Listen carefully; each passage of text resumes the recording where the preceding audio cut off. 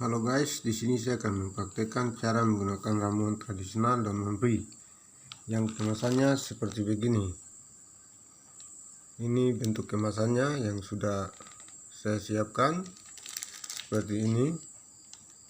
Isi kemasannya. Oke, next. Selanjutnya dikeluarkan dari dalam kemasan. Isinya akan di dalam seperti ini. Jadi isi dari ini serbuk. Selanjutnya kita pindahkan ke kain khas. Jadi peratannya seperti ini. Oke, bisa dibalik, tidak jatuh. Selanjutnya bagian ini bisa ditutup. Selanjutnya dipindahkan ke Mr. P.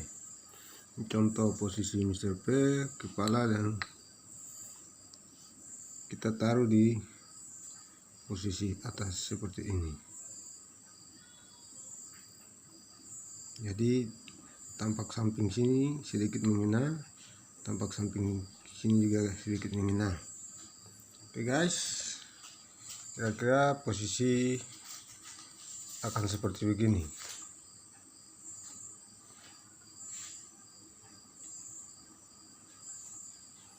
Ini cara menggunakan ramuan ini yang baik dan benar. Oke, next. Oke, setelah itu Mr. P nya dibalut seluruhnya seperti ini. Sudah seperti ini, setelah itu diamkan selama 1 jam. Bagi kita yang mempunyai kulit tipis, 3 jam bagi kita yang mempunyai kulit tebal. Artinya kulit tipis bagi orang-orang kulit putih dan kulit tebal untuk orang-orang kulit hitam. Setelah itu tidak boleh mandi, beraktivitas yang berkeringat selama 2 hari. Setelah itu bebas untuk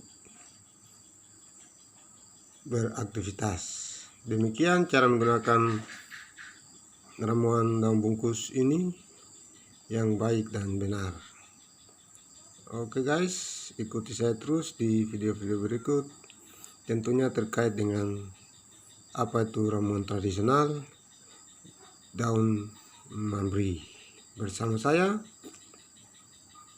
dokter spesialis ramuan tradisional daun memberi, alamat Cipiori Biak, Papua, Indonesia.